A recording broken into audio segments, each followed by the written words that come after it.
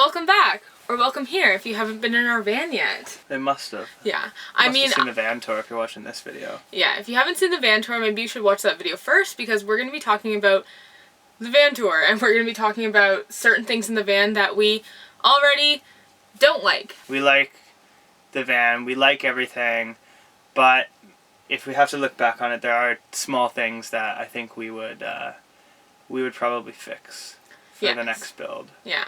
We're definitely still in the honeymoon period with our van and we are liking it very much. And a lot of these things we did think about before we built it and then we thought that it wasn't going to be that big of a deal. And these things aren't really that big of a deal. But if you are building a van, maybe this video will be helpful to you. If you're planning your layout or whatever, maybe some of these things that we made mistakes on, you can avoid. Maybe you can avoid the mistakes that we made. Okay, the very first thing that we're going to mention is that our sink is very small. So we did do this on purpose. When we were planning our layout, we thought that we wanted a small sink so that it would take up less counter space. And we were kind of like, well, there's only 2 of us, we don't use a lot of dishes, so we can just kind of wash dishes as we go, and there won't be any buildup in the sink. But even after these past few weeks of living in the van, things do pile up in the sink. So it's kind of like a workout. Like after you cook, you're kind of like moving around each other, and like it's a lot of fun. But by the time you're like, you finally like, oh, you get to sit down and you get to eating, you don't really like. You want to do the dishes maybe later. You don't want to do them right then and there especially after like working around each other this whole time. So the dishes do kind of pile up a bit, and it's because it's such a small sink, it is difficult to get multiple dishes in there and get washing stuff. It's kind of like one dish at a time, which... Yeah, for sure. And then you have to kind of like put the dirty dishes like outside of the sink while you wash the other dirty dishes in the sink if you do have a bit of a pile up. We thought that it wasn't going to be that big of a deal. It's not a crazy big deal, but yeah, if in our next build, if we do have a next build or we do tiny living again, I am opting for like a big tub sink for sure. Like already I'm just ready for a very big sink. Yeah. If you did watch the van tour, you would know that to my left is Rachel's seat. It is the smaller seat next to the kitchen, and that is what we are using as our pantry. So it is smaller, which is kind of a pain. If we were to do another build again, I would definitely consider putting in an actual pantry somewhere, maybe something that's like quite tall and like we can get a lot of stuff in. We can organize stuff a lot better because inside of the seat it's not very tall, it's not very wide. There's also a heater in front of it, and I've got a little like barricade type thing to make sure that when the heater's on it's not melting any of the plastics or anything like that that's in there. So that cuts out even more space, and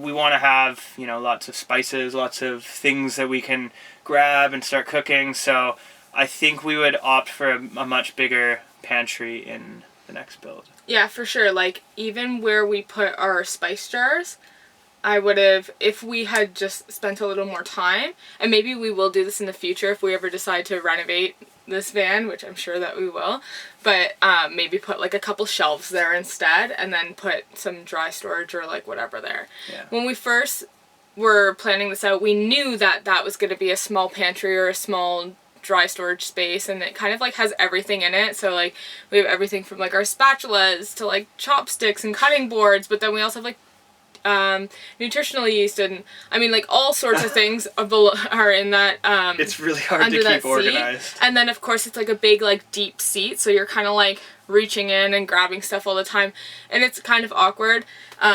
We knew that it was going to be like that, but we just kind of did it anyway and didn't think it was going to be that weird. But like I think that over time that is something that we may kind of get sick of. Another thing that we find to be a little bit of a pain, also related to storage, is that we can't get underneath our bed without going to the back of the van, opening up the back doors, and digging through everything that way. We knew that this was going to be an issue right from the start because when I was stripping out the van, I noticed that there was a massive heater that is fed from the engine coolant, and to get rid of it, I was considering maybe snipping the hoses and then wiring them together so that it could go, like, it would just feed back into the radiator. But, like, it was just a pain, and I was like, oh, you know what, having a heater back there might be kind of nice. It's a good thing. I am happy that we have the heater back here. Yeah, of course. But I mean,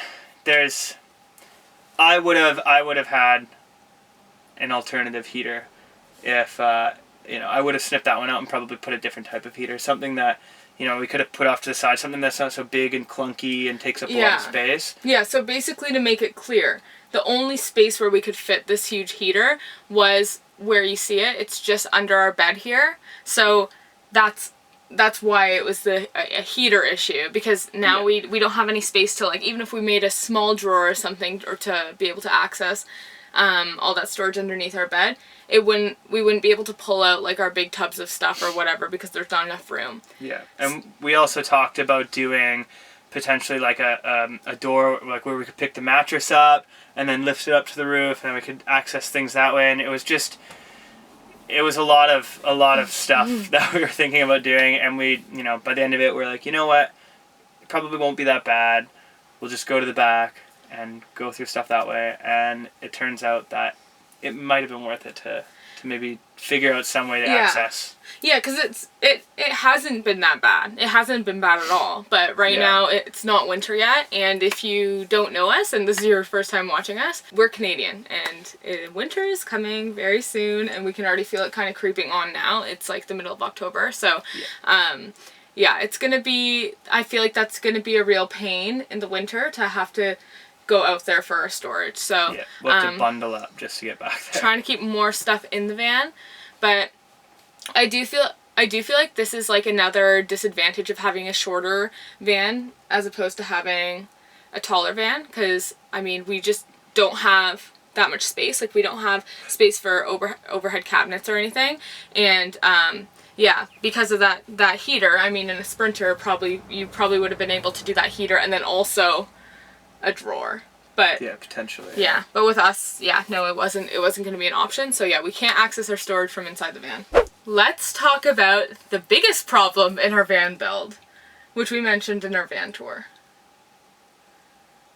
What? Our induction cooktop. Oh, yeah.